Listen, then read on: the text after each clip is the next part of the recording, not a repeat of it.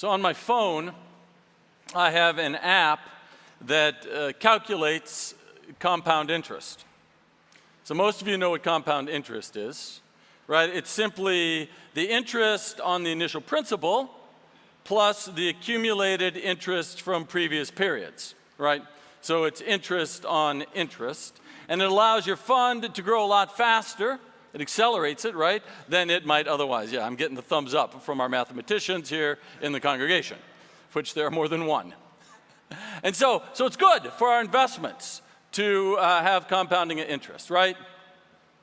Oh, come on, really? Of course, right.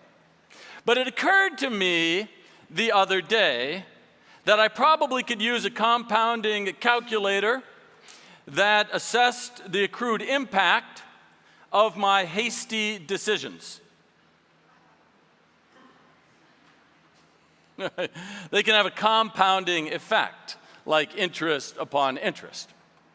Now, Herod could have used one of these as well before deciding to chop off the head of John the Baptist. It was a hasty decision that had huge ramifications. So here's what was going on. Here's the background. Herod has a bunch of buddies over to the palace for a party, showing off. He invites his stepdaughter to dance for them. I guess that's what they did back in the day. Seems a little creepy. Nonetheless, it provoked Herod to proclaim in the midst of his brag that she could have anything she wanted, up to half of his kingdom. Now, this young woman was a little more strategic than Herod. She wisely went and asked her mother, which was not good for John. And she returned to say to Herod in front of his pals, "I would like the head of John the Baptist on a platter." Now, Herod did not see that coming. A little reluctant. He's uncertain how his followers, his community is going to respond to that. But he also personally is interested in John. The text tells us that he liked to listen to John. He found John perplexing. He was curious about John. He was probably trying to figure out what John was talking about when he talked about making a straight path and the coming of the Messiah. I sense that Herod had a sincere interest in John the Baptist, and yet the pressure to act immediately took precedent and led to the hasty execution of John. Had Herod had a compounding calculator that measured haste, I'm sure he would have at least paused for further consideration. Here's what he might have seen. Let's do the numbers. The execution of John the Baptist is found twice in the New Testament, both in the Gospel of Mark and the Gospel of Matthew. Now take those two stories and multiply them by the number of Bibles that have been printed the last 2,000 years, which ChatGPT estimates at over 3 billion. So Herod his haste has replicated 6 billion times in the last 2,000 years. And that doesn't even begin to measure how many times that story has been read by one person or multiple persons from the same Bible, or read out loud in a room full of people like this, or put out on the internet for innumerable people to hear around the world. That's a lot. That's not great. Talk about unintended consequences. He could have used a compounding calculator to assess the impact of his haste. I could use one of those haste compounding calculators as well, though hopefully I'm not on track to compete with Herod. That would be terrible. My hasty bumbles are generally much smaller. One segment of my life where they show up is the speed at which I hit send. You clearly know what I'm talking about, right? Never in my life, and my wife always reminds me never to say never, but I'm going to say it today. Never in my life have I regretted waiting to send an email. Now, the corollary is also true. There are more than a few emails that I have sent with haste.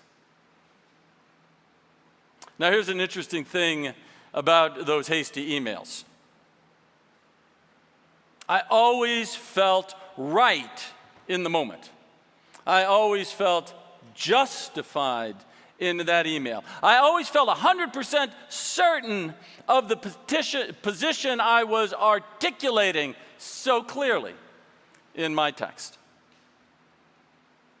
And the certainty proved to have compounding impact that I either had to actively work to repair or diminished significantly the relationship I was in. Certainty that ignites haste can lead to the unintended impact of isolation. And isolation is where Herod found himself at the end of his life. By the time Herod died, he had completely isolated himself behind soldiers, behind food testers, behind the walls of innumerable, I don't know how many castles he had built around his realm. And in the end, they say Herod was absolutely mad. And maybe that just meant he was absolutely mad at everyone. Or maybe he actually slipped into the insanity of his certainty. That level of righteous certainty that provokes hasty action can have much bigger consequences than an errant email coming from me. I am mindful of what's happening in Israel right now. The catastrophe in Gaza is the result of acting immediately. Yes, completely a response to the terrorist attack of Hamas was needed and justified, maybe even up to the point of an eye for an eye. But the cost of the haste will have compounding impacts on the nation of Israel. Now, we've seen that before, right? The bombing of the Twin Towers, the Pentagon, and Flight 93 necessitated a response in this country. But the one done in haste turned into a $2 trillion war that lasted 20 years with no particular outcome. Another place where we are battling impulsive haste right now is the development of artificial intelligence. Companies are racing to be first movers, to create hegemony, which means control, which means power, which probably means profit. One of the more significant thinkers on the topic of haste and artificial intelligence is a guy named Nick Bostrom. He is the founder of the Future of Humanity Institute at Oxford University. This is an institute that focuses on questions of humanity and future technological advancement. In 2004, he wrote an article titled "The Future of Human Evolution." And in this article, Bostrom made the claim that we must slow down. That not only will haste make waste, but it could lead fundamentally to missing the human potential for blessing all of creation for 1 trillion years out into every corner of the cosmos. His argument, he argues that if we don't get the values, are you with me? The values behind artificial intelligence right today, if we don't have a value-based foundation built for humans and not profit, even, and this is what I love, even if it takes us 1,000,000 years as a human species to figure out what our common values are, even if it takes us 1,000,000 years to figure out what these are. We must do so, because the risk is we don't, and we end up polluting the entire cosmos if we even get out of the gate to push beyond the walls of this current world. He warns that if we don't get it right now, the compounding effect is tragic, if not catastrophic. What we have to recognize and then actively repress is the impulse of the first mover, the impulse to act hastily. Because this compulsion for the immediate often is about the accrual of power or keeping power. That certainly was the case with Herod. He needed to maintain his reputation for brutality, to maintain his control over power, which means murdering somebody for sport would be the kind of thing he had to do. When I've acted hastily in haste, it's almost always been around power, or maintaining my status, or maintaining my position, or maintaining my authority, or maintaining my rightness. And in my case, in those situations, it was never about understanding, or curiosity, or connection. I have a friend who also lives with me, who sincerely believes that we can always achieve understanding if we seek it out.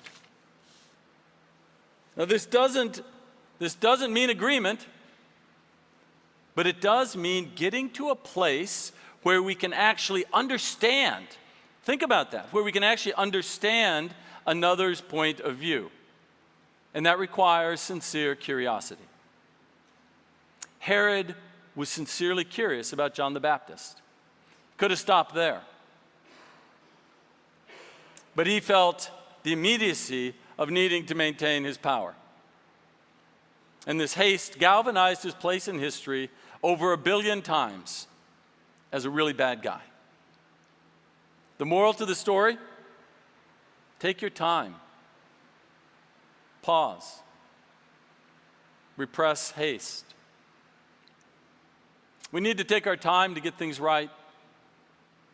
We need to do so individually, which doesn't mean you can't go home after church and slap out that righteous email. Do it, but don't send it.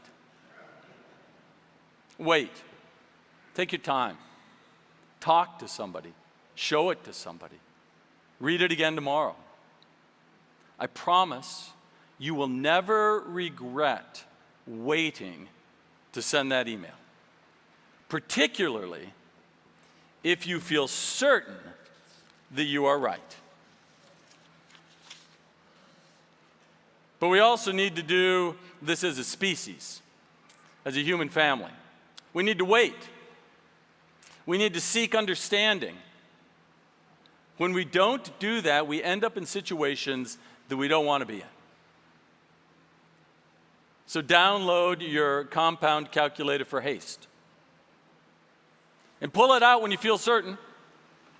Pull it out when you feel justified. Pull it out when you feel angry. Pull it out when you feel provoked. Pull it out when you find yourself up against the wall. Pull it out when you feel certain that you should act immediately. Pull it out. And count the cost. Take your time. Get it right. That doesn't mean getting right answers. It means getting right relationships. It's our duty to get the value system right. So take the time to do so in all spheres of your life, all the areas of influence in which you live. Don't cut off John the Baptist's head in haste. Take your time.